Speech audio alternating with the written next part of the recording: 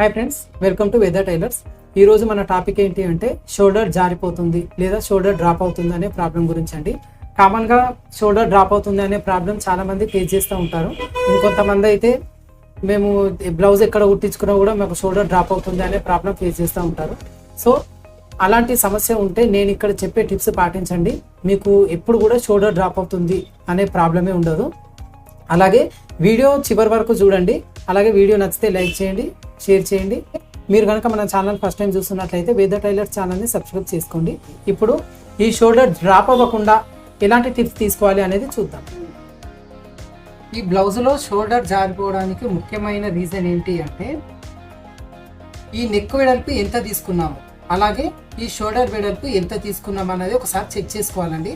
చాలా మంది చేసేది ఏంటి అంటే ఇక్కడ నుంచి ఇక్కడికి ఉన్న వెడల్పులో మధ్యలోకి మార్కింగ్ చేసుకొని ఈ హాఫ్ పార్ట్ షోల్డర్ కి, హాఫ్ పార్ట్ నెక్ కి ఈ విధంగా మార్కింగ్ చేసుకుంటారు.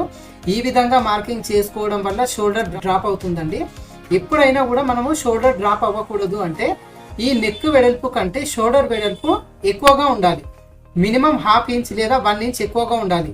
నెక్ వెడల్పు 2 ఇంచులు, నెక్ వెడల్పు 2 ఇంచులు, షోల్డర్ వెడల్పు 3 ఇంచులు.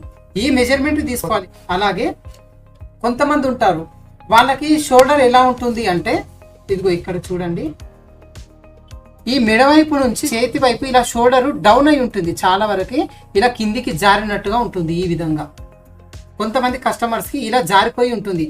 వీళ్ళు మాత్రం అంటారు నేను ఎక్కడ కుట్టించుకున్నా కూడా షోల్డర్ డ్రాప్ అవుతుంది అని మనకు చాలా వరకు కంప్లైంట్ చేస్తూ ఉంటారు.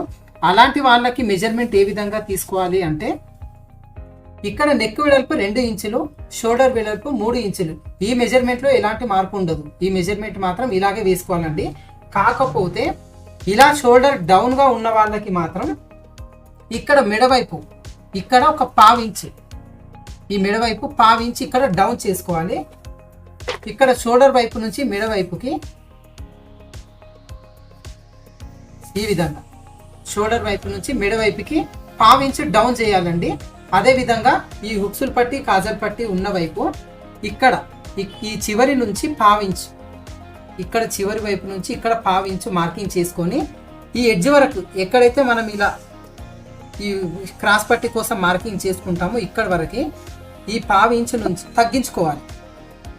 ఈ విధంగా ఉన్న మెజర్మెంట్ కంటే ½ ఇంచ్ ఇక్కడ మెడవైపున తగ్గించుకోవడం వల్ల ఈ బ్లౌజ్ అనేది హుక్సులు పట్టి, కాజల్ పట్టి వైపు కాస్త లాగినట్టుగా ఉంటుంది. అలాగే ఈ షోల్డర్ వైపున కూడా ఈ ½ ఇంచ్ ఎక్కడైతే మనం ఇలా డౌన్ చేసినప్పుడు ఈ షోల్డర్కి ఇటు జారిపోకుండా ఈ మెడ వైపు కొంచెం పట్టుకొని ఉన్నట్టుగా ఉంటుంది బ్లౌజ్.